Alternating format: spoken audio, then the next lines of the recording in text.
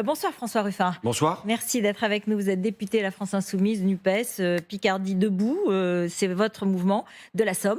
Et vous avez publié Le temps d'apprendre à vivre, la bataille des retraites aux éditions Les Liens qui libèrent. Et vous êtes en pointe dans cette bataille. Vous l'avez montré, vous avez manifesté aujourd'hui, vous avez fait... J'ai visité tous les ronds-points de ma circonscription où ça bloquait, et donc il y en avait une dizaine, rien qu'entre Amiens et Abbeville. Et sur le rond-point Abbeville, c'était des artisans commerçants qui bloquaient, et dont un artisan qui me disait, mais vraiment, c'est pas dans notre culture, nous, dans le bâtiment, de bloquer, de faire grève, de manifester. Il faut vraiment qu'on nous pousse à bout, c'est pas de notre style.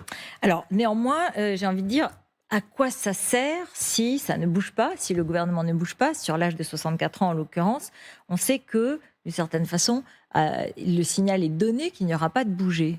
Vous savez, le signal est toujours donné qu'il n'y aura pas de bouger. Les gouvernements, ils sont toujours droits dans leurs bottes jusqu'à temps que ça trempe dans les guiboles. En 95, c'était cité, il y avait M. Juppé. Finalement, M. Depuis Juppé... 95, elles sont toutes passées. Non, non. Regardez 2020, qui était la réforme Macron 1 qui était proposée. Finalement, elle n'est pas passée non plus. Donc, c'est pas automatique. Il y a eu sur un autre registre le contrat première embauche qui est passé. Donc, vous savez, moi, ce que je vois aujourd'hui, c'est qu'on a des jeux jusqu'au boutistes. Quand même, quand dans la durée, il y a tous les syndicats unis qui disent non.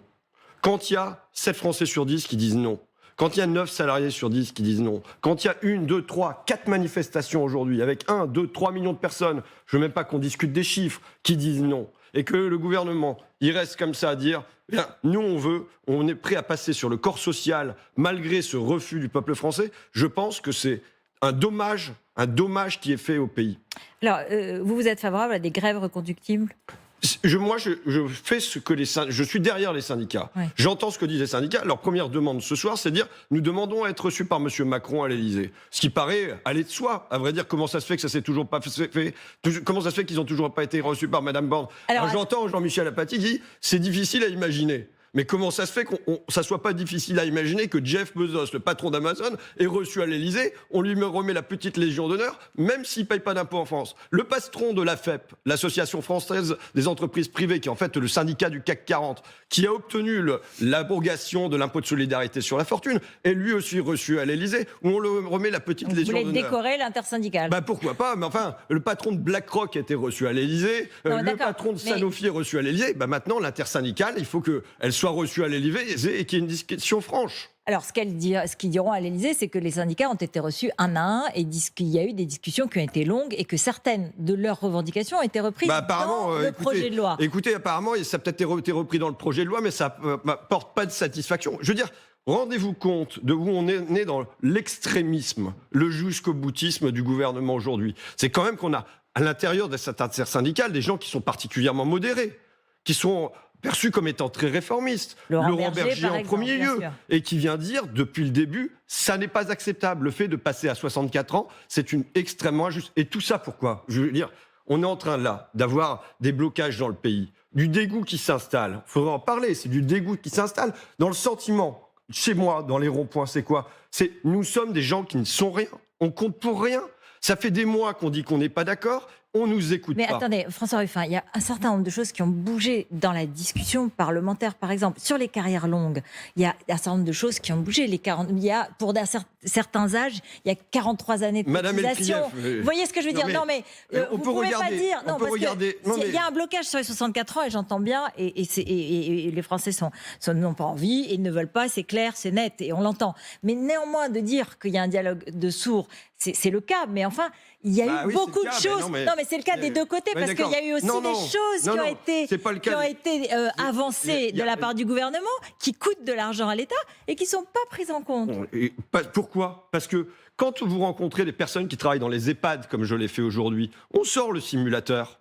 Vous savez, nos retraites, ça donne quoi? Ça donne pour des gens qui ont 53, 54 ans, ils vont y avoir 1 an et 3 mois supplémentaires.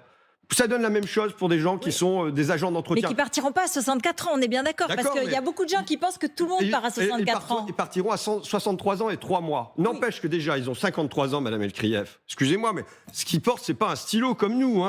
C'est tous les jours, c'est les personnes âgées qui sont portées. Bien sûr. C'est des caristes que je rencontrais ce matin. Ça veut dire que tous les jours, ils ont... En 1 heure, on leur demande de porter 160 colis. Il faut qu'il y en ait 1200 colis qui soient portés tous les jours. Quand on est transporteur, comme chez Géodis que j'ai rencontré, c'est des métiers où il y a une pénibilité qui est importante, qui n'est pas du tout prise en compte. Vous prenez le simulateur, c'est 1 an et 3 mois supplémentaires, alors que je ne veux pas faire la liste des misères de la Terre, mais enfin, c'est des gens qui souffrent du canal carpien, qui se sont fait opérer des épaules, du dos, et qui n'osent même pas le dire à leur boulot, parce qu'ils s'ils leur disent, il n'y a pas y avoir de poste pour eux. J'entends très bien, et c'est vrai que la question de la pénibilité, elle est essentielle. Il y a des mesures dans la loi sur les retraites qui regardent à la prévention, à la reconversion. Vous allez dire que ce n'est pas suffisant, que la souffrance au travail est une grande question. Si, après ce projet de loi, on viendra sur le fait si elle est adoptée ou pas, il y a des états généraux sur le travail, des états généraux sur la qualité de la vie au travail. Un genre de convention citoyenne sur le travail dans lequel le président de la République nous ferait d'un tas de mousse, ou bien un grand débat sur le travail. Vous voyez, ce genre de mousse auquel est habitué le président de la République, qui vous fera sans doute très plaisir, qui fera d'ouvrir une discussion sur la qualité au travail, sur la qualité... C'est pas seulement une discussion. Vous savez, moi j'ai proposé une proposition de loi sur le burn-out, elle était rangée. Les critères de pénibilité, M. Macron, et c'est les gens que je rencontre tous les jours, c'est soulever des charges lourdes, c'est avoir des postures pénibles, tout ça a été viré par M. Macron. Pour la première réforme, et au début, en 2017. Aujourd'hui, il y a dans la nouvelle réforme des mesures prises pour prévenir un certain nombre de pénibilité. Un tien vaut mieux que 2 tu l'auras, d'accord ? Donc un tien, c'est quoi ? C'est aujourd'hui, tu vas avaler les 62 à 64 ans. Tu vas avaler 2 ans de plus. Et ça, tu l'auras et tu es sûr de l'avoir. Par contre, les 2 tu l'auras, c'est on vous promet que demain, vous allez avoir des jolies dorures. Écoutez, M. Macron, ça fait maintenant 10 ans qu'il est au pouvoir.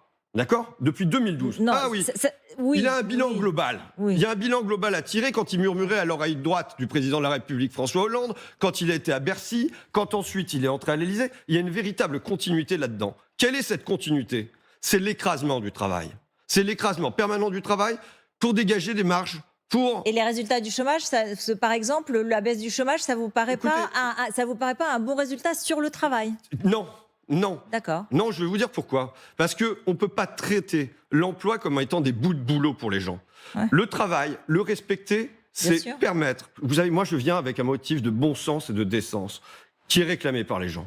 C'est quoi ? Les Français doivent pouvoir vivre de leur travail. Bien sûr. De leur travail présent, c'est le salaire. Aujourd'hui, ils n'en vivent pas. Pourquoi ? Parce que quand ils passent dans les rayons des supermarchés, ils voient l'industrie agroalimentaire. Donc vous demandez une augmentation des salaires. Je demande l'indexation des salaires sur l'inflation. Je la demande avec constance maintenant depuis 1 an et demi. Mais vous pouvez reconnaître que le chômage a baissé. Ça vous le reconnaissez ? Je reconnais que le chômage a baissé par un certain nombre de biais aussi, qui sont par exemple la multiplication par 2 du nombre de contrats d'apprentissage, qui sont la multiplication de contrats d'auto-entrepreneurs. C'est un certain nombre de choses qui doivent être analysées, qui fait qu'on fait passer de métiers dont les gens sont fiers, dans lesquels ils ont un statut, dans lesquels ils ont un revenu, dans lesquels ils ont rémunération, reconnaissance, on fait passer ça à des bouts de boulot. Alors, et donc, ça, c'est une véritable transformation. Mais en tout cas, on ne peut pas dire aux gens, acceptez de votre réforme de retraite, vous allez travailler 2 années de plus. Certes, vous avez déjà mal aux épaules et tout ça, mais vous verrez, on va avoir un débat. Ouais. On va avoir une convention citoyenne qui va venir traiter la question du travail. Non, il fallait à ce moment-là. Et je pense le faire avant, peut-être. C'est le chemin que devrait prendre le président de la République. Il devrait dire, moi, je veux parler pas seulement pour les salariés qui sont en difficulté, je veux parler pour mon pays. Mon pays qui aujourd'hui est blessé par cette réforme-là, où on installe du dégoût pour le travail. Pardon, mais François Ruffin, juste cette question, parce que vous allez me dire, bien sûr, on en parle tout le temps, mais quand vous racontez cette pénibilité, et qui touche évidemment, et qu'on voit... elle existe aussi, c'est les mêmes métiers dans les autres pays européens. Et il y a le même type de durée de vie au travail. Donc, il y a peut-être des mesures particulières dans certains pays qu'on n'aurait pas. Mais en tout cas, l'âge de la retraite, pour ces métiers-là, qui sont les mêmes, ils sont aussi pour les autres travailleurs. En tout cas, le fait de décaler de 2 ans, ça touche particulièrement ces métiers-là. Bien sûr. Et c'est particulièrement injuste. Vous savez... faut revenir à ce qui avait été la promesse dans le cœur de la crise Covid du président Macron qui, pour les métiers de la 2e ligne, avait dit qu'il y aurait pour eux reconnaissance et rémunération. Qu'est-ce qu'on a vu à la sortie pour les agents d'entretien, les auxiliaires de vie, les caristes, les camionneurs, les ouvriers de l'industrie agroalimentaire, pour tous ces gens-là? On n'a vu aucune reconnaissance, aucune rémunération. Au contraire, c'est la double peine. L'inflation, c'est sur les bas salaires, c'est sur eux que ça pèse le plus. Première peine. Il y a un certain nombre d'aides qui ont été données sur le chèque énergie, sur des chèques alimentaires, sur un certain nombre d'aides. Vous pouvez dire que ce n'est pas suffisant, j'entends parfaitement bien. L'inflation alimentaire, elle est à 20%. Je ne vais pas vous dire seulement que c'est pas suffisant. Mais n'empêche qu'il y a beaucoup d'aides. Je ne vais pas vous dire seulement que ce n'est pas suffisant. Je vous dis que la philosophie ne va pas. Les gens, est-ce qu'ils ont envie de vivre de primes, d'aides, d'aumônes? Non. Les gens, ils ont une fierté. Oui. La fierté, c'est quoi? C'est je dois gagner ma vie en travaillant. Quand je travaille, ça doit me permettre de vivre, ça doit pas seulement de survivre, mais de payer des activités à mes enfants et ainsi de suite. Aujourd'hui, ça ne le permet pas. Donc moi, je continue à réclamer l'indexation des salaires sur l'inflation, qui me paraît le minimum. Aujourd'hui, les prix augmentent 2 fois plus vite que l'inflation. Et y compris la Banque Centrale Européenne, qui s'est réunie la semaine dernière en séminaire, vous savez, en Finlande, pour se mettre dans un coin pendant une semaine pour comprendre ce qui se passe. Elle s'est dit, elle a vu quoi ? Elle a vu que l'inflation a été créée par les bénéfices, par les marges des entreprises, qui aujourd'hui explosent, et que c'est une boucle bénéfice-prix qui fait gonfler les prix de manière... donc il faut les dégonfler. Pour les économistes, l'augmentation des salaires, même si j'entends très bien et c'est tout à fait audible, l'augmentation des salaires est aussi un facteur d'inflation. C'est fini pour ainsi dire. Même le FMI dit que on n'est pas dans une boucle prix-salaire, on est dans une boucle bénéfice inflation. Donc c'est ça qui est le changement qu'aujourd'hui il faut intégrer, c'est-à-dire qu'on doit tout faire pour dégonfler cette bulle. Revenons à la réforme des retraites. Dans les sondages, le gouvernement ne se porte pas bien, mais l'opposition de gauche, elle se porte pas tellement mieux. On voit bien qu'il y a eu même des tensions à l'intérieur de la NUP sur les méthodes à l'Assemblée nationale. Il n'y a pas eu de discussion de l'article 7, donc pas de vote. Peut-être qu'il y en aura un au Sénat tout à l'heure. Mais vous ne regrettez pas ces types de méthodes, vous ? En tout cas, là, aujourd'hui, il y a une unanimité du côté des partis de gauche, comme il y a une unanimité du côté des syndicats pour dire que cette réforme ne va pas. Donc voilà, c'est ça qui me semble le cœur de ce qui est apporté. Maintenant, vous savez, ce qu'on a à dire, c'est que dans un premier temps, il faut proposer un débouché syndical. Et ça doit être non à cette réforme de retraite de manière claire, par tous les biais que les syndicats choisissent. Y compris des blocages qui peuvent durer 2 à 3 semaines et toucher les Français. Et toucher sur l'électricité, sur les transports. Si c'est le choix des syndicats, oui. Alors pardon, j'ai quand même une question, François Ruffin. Si sur les transports, par exemple, ça continue, vous savez bien que, par exemple, en région parisienne, il y a 43% des habitants qui peuvent être en télétravail. Et dans ces 43%, donc qui n'ont pas besoin des transports, il y a 3/4 de cadres. Ça veut dire que ceux qui sont pénalisés par l'arrêt des transports sont justement ceux que vous voulez défendre. Oui, Est-ce que ça, c'est un exemple parmi d'autres ? Il y en aurait bien d'autres. Vous savez, même, je peux vous dire que quand je vois sur la zone industrielle d'Amiens, comme ça se passe ce matin, le blocage, et qu'il y a des intérimaires qui y vont avec leur petite lunchbox pour manger le midi et en marchant, en garant leur voiture assez loin, je trouve ça dommage. Maintenant, d'où vient ce dommage ? Quand j'ai mon indépendant, mon artisan du bâtiment qui dit « c'est vraiment dommage d'en arriver là ». Mais je trouve ça dommage d'en arriver là. Vous savez, tous les gens qui font grève aujourd'hui, les enseignants, les soignants, les chauffeurs... Là, on parle de blocage, c'est-à-dire de grève de transport dans la durée, d'autres façons de toucher les Français. Savez, ils n'ont qu'une envie pour le pays, c'est de faire leur métier, c'est de travailler, c'est de faire comme vous faites votre métier. Ils sont fiers de conduire un bus, bien sûr. Ils sont fiers de conduire une locomotive. Mais simplement, aujourd'hui, ça ne peut pas se faire dans l'humiliation. L'humiliation sur les salaires, l'humiliation sur les retraites. Et aujourd'hui, moi, ce que je voudrais pour mon pays... l'humiliation, quand vous avez des manifestations, vous ne pouvez pas dire ça. C'est-à-dire, on est dans un pays démocratique dans lequel il y a 1 280 000 personnes qui ont défilé dans un calme relatif avec un certain respect. Donc, ce n'est pas d'une humiliation. C'est la traduction, depuis maintenant plus de 6 mois, des gens qui ne sont rien, ce qu'avait dit Emmanuel Macron, ça se traduit dans les faits depuis plus de 6 mois. Oui, quand il y a des manifestations de cette ampleur-là, quand il y a des sondages répétés de cette nature-là, quand les Français viennent dire non et qu'on a, en supposée démocratie, un président de la République qui décide que si, ça sera oui quand même, je pense que là... certains vont pouvoir vous dire qu'1 280 000 personnes sur 48 millions d'électeurs, c'est pas tous les Français. Mais je vous dis 9 salariés sur 10, je vous dis 7 Français sur 10. Vous êtes pour ce que propose Jean-Luc Mélenchon, c'est-à-dire un référendum ou une dissolution ? Je pense que, par exemple, un référendum, c'est une bonne chose. Oui, moi, je serais même pour l'autre précédent mouvement social qui n'avait pas trouvé d'aboutissement, qui n'avait pas été dénoué, c'est le mouvement sur les Gilets jaunes. Et je pense qu'une réforme qui était proposée dans le mouvement Gilets jaunes, qui était le référendum d'initiative citoyenne, qui permettait aux citoyens de se saisir une question, de la poser dans le débat public et de faire qu'elle soit tranchée par le peuple, à un moment, ça me paraît quand même être une issue nécessaire aujourd'hui. Pour sortir, pourquoi ? Parce que on est dans une crise démocratique. Rendez-vous compte, pour moi, il y a une vraie folie chez Emmanuel Macron à faire ça, c'est-à-dire en sens de la démesure, de l'hubris. C'est quoi ?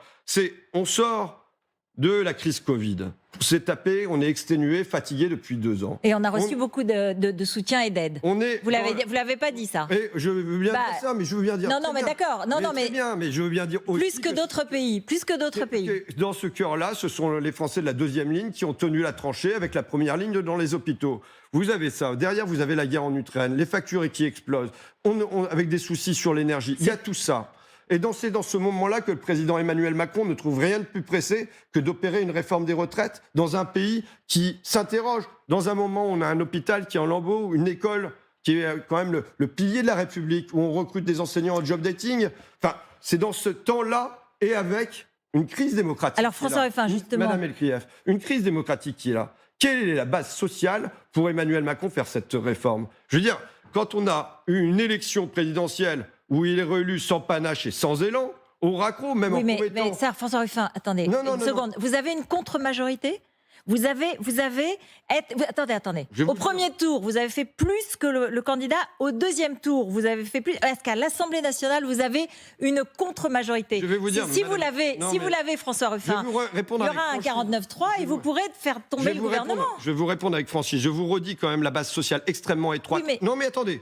Parce que là, ce dont il s'agit, c'est pas seulement de la droite et de la gauche. C'est est-ce qu'on met en danger le pays et sa démocratie? Et je considère que oui. Pourquoi? Parce que sur cette base sociale extrêmement étroite, dans la Somme, Emmanuel Macron ne passe qu'une députée sur 5 circonscriptions.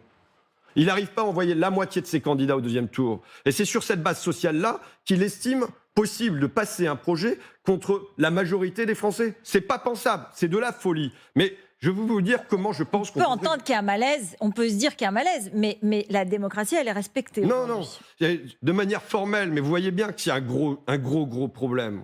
Et moi, je vais vous dire, je ne prétends pas qu'aujourd'hui nous soyons majoritaires dans le pays. Je ne le prétends pas. Je considère que le pays est de fait divisé en 3 blocs. Il y a un bloc central libéral, il y a un bloc de droite extrême et il y a un bloc de gauche. Et c'est de la même manière que l'Assemblée est grosso modo divisée en 3 blocs. Je pense que dans ce temps-là, ce qu'il faut, c'est gouverner le pays avec sagesse. C'est ne pas le brusquer. C'est faire attention à lui.